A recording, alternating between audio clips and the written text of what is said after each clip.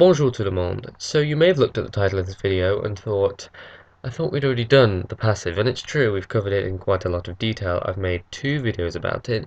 In the first one, I looked at the simple object être past participle structure, for example in La nourriture a été mangée.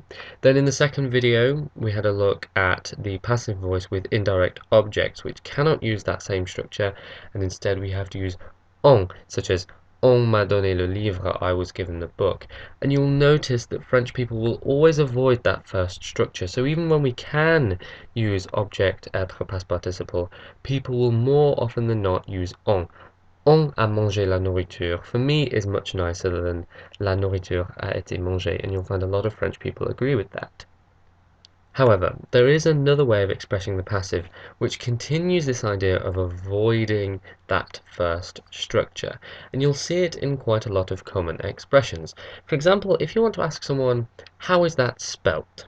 You won't say, comment est-ce que ça est écrit? That's using that object être past participle structure. That's far too wordy. And to be perfectly honest, so is comment est-ce qu'on écrit ça? That's horrible. We don't like that. Instead, we say comment ça s'écrit, which is using a reflexive pronoun. So it literally means, how does that write itself? And this is quite interesting, and you'll see the same sort of thing when asking similar questions. For example, how do you pronounce that? You don't say, comment prononcez-vous ça? That's very strange. Instead, you'll say, comment ça se prononce? How does that pronounce itself? How do you say that in French? Comment ça se dit en français? How does that say itself in French? Or, ça ne se dit pas. That isn't said. We don't say that. Okay? Ça ne se dit pas. That doesn't say itself. Let's take an example such as, a building is being built.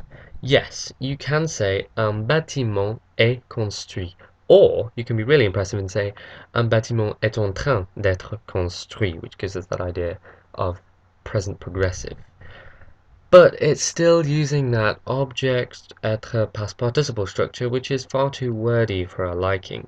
So you could get away perfectly well with saying on construit un bâtiment. One is building a building. Or you could use the reflexive.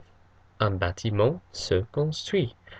Yes, it sounds like we're saying a building is building itself, but of course that's ridiculous. So we read from the context that what we're saying here is a building is being built.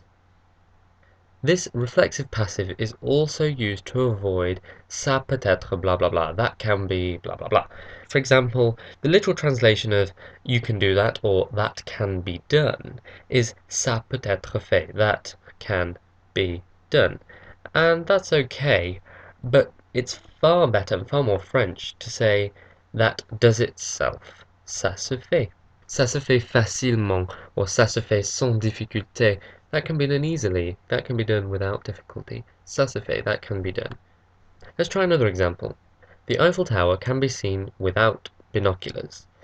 Literally, we would say, La Tour Eiffel peut être vue sans jumelles.